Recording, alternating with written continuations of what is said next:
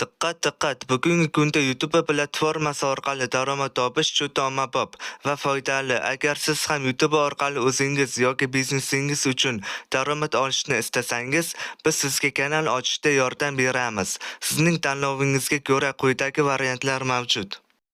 O'zbek tilidagi YouTube kanal ochish narxi 500 ming so'mda belgilandi. Rus tilidagi YouTube kanal ochish narxi esa 1 million so'mda belgilandi.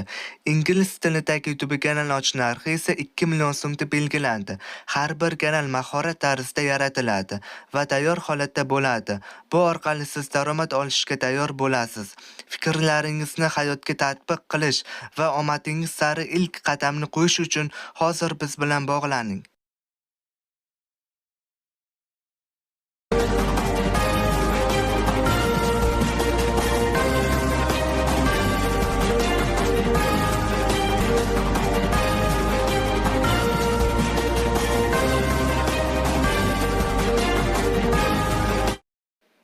Assalomu alaykum, kanalimizga xush kelibsiz. Agar kanalimizga yangi bo'lsangiz, obuna tugmachasini bosishni unutmang. Shuningdek, do'stlaringizni ham bizga taklif qiling.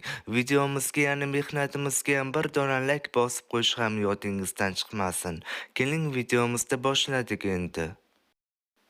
Bugungi videomiz baxtning erta-kecha bo'lmaydi. 40 yoshdan keyin turmushga chiqqan Gollivud go'zallari haqida gapirib beraman. Tayyormisiz? Unda videoni boshladik. Yoshi 40 dan oshgandan keyin o'z juftini topgan va turmushga chiqqan Gollivud olamining eng mashhur aktrisalarini e'tiboringizga havola etamiz. Amy Adams 41 yoshda turmushga chiqqan. Aktrisa Amy Adams 2001-yilda rassom Taranli Gallo bilan aktyorlik san'atiga bag'ishlagan maxsus kursida tanishgan. Bir yildan so'ng ular Penny nomli qisqa metrajli filmda ishtirok etish vaqtida uchrasha boshlagan. Juftlik 2008-yilda unashtirildi va oradan 7 yil o'tib Kaliforniyaning Santa Barbara shahridagi go'zal maskanda to'y marosimini o'tkazdi. Jessica Chastain 40 yoshda turmushga chiqqan.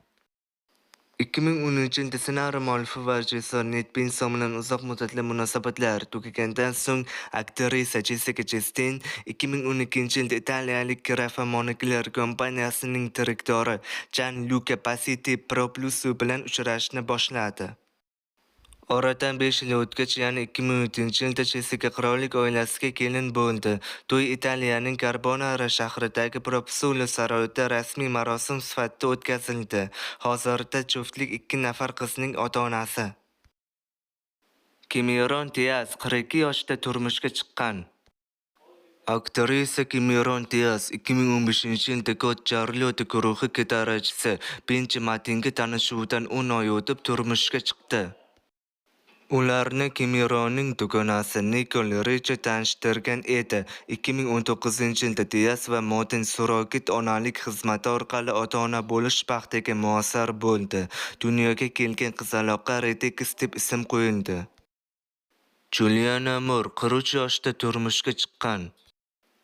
Aktrisa Juliana Moore va rejissor Bart Frantlikis 1996-yilda O'tmish soyalari filmida suratga tushish vaqtida tanishib qolgan. Ular bir necha yil davomida birgalikda yashagan va 2 nafar farzandli bo'lgach, Caleb Frantlikis va Liv Frantlikis 2003-yil avgust oyida rasman nikohdan o'tishdi. Salma Hayek 42 yoshda turmushga chiqqan. 2007-yil mart oyi Salma Hayek hayotidagi eng quvonchli oy bo'ldi. Aktrisa Green kompaniyasining bosh direktori François Henri Pinault bilan unashtirildi. O'sha vaqtda Salma birinchi farzandiga homilador edi. Keyingi yil sentyabr oyida aktrisa qiz farzandini dunyoga keltirdi va 2009-yilda juftlik Parijda to'y marosimini o'tkazdi. Er-xotin 2 oydan keyin Venetsiyaga sayohat qildi va u yerda ham bayram tashkil etib, nikoh qasamlarini yangiladi. Paris Hilton 40 yoshda turmushga chiqqan. 2019-yilda Paris Hilton va nihoyat o'z juftini topdi. Uning turmush o'rtog'i tadbirkor Garda Ruyum bo'lib, juftlik 2021-yil fevral oyida unashtirildi. Er-xotin 2021-yilning noyabrida nufuzli mehmonlar qurshovida o'tgan to'y marosimida nikoh qasamyodlarini aytishdi va butun dunyo bo'ylab sayohatga yo'l olishdi. Kourtni Kardashian 43 yoshda turmushga chiqqan. 2021-yil yanvar oyida Kourtni Kardashian va Blink-182 rock guruhi barabanchisi Travis Barker bilan munosabati tasdiqlandi. Ajoyib juftlik 2021-yil oktyabr oyida unashtirildi va 2022-yil may oyida Kaliforniyaning Santa-Barbara shahrida nikohdan o'tdi. Keyingi haftasida esa Italiyaning Portofino shahrida to'y marosimi davom ettirildi. Britney Spears 40 yoshda turmushga chiqqan.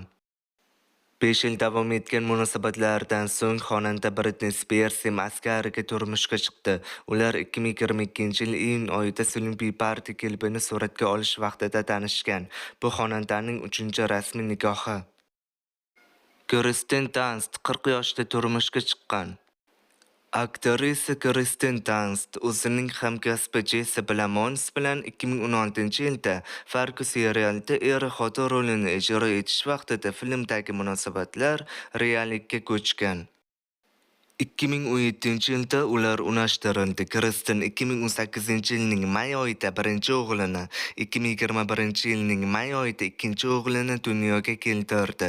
Kirsten va Jessi rasman nikohdan faqat 2022-yil iyul oyida o'tishdi. Jennifer Lopez 52 yoshda turmushga chiqqan. Jennifer Lopez 2002-yilda tanishgan va to'yiga bir necha kun qolganida munosabatlarini uzgan sevgilisi Ben Affleck bilan oradan 20 yil o'tgach, munosabatlarini qayta tikladi. Yulduzlar 2022-yil iyul oyida Las Vegasda turmush qurdi. Ularning munosabatlari turli nashrlar va ijtimoiy tarmoqlarda shov-shuvli xabarlar bilan barchaning e'tiborini tortdi. Ammo afsuski so'nggi xabarlarga qaraganda Ben va Jennifer nikohi uzoqqa bormadi. Lopes va Affleck ajralish arafasida ekanligini bir necha xorijlik manbalar tasdiqlab yozdi. Xo'sh, bugungi videomiz yakuniga yetdi. Agar sizga yoqqan bo'lsa, like bosing, bu bizga yanada ko'proq motivatsiya beradi. Fikrlaringizni kommentlarda kutamiz, chunki sizning fikringiz biz uchun juda muhim. Eng qiziqarli videolarni o'tkazib yubormaslik uchun obuna bo'ling va qo'ng'iroqchani bosib qo'ying. Keyingi videoda uchrashguncha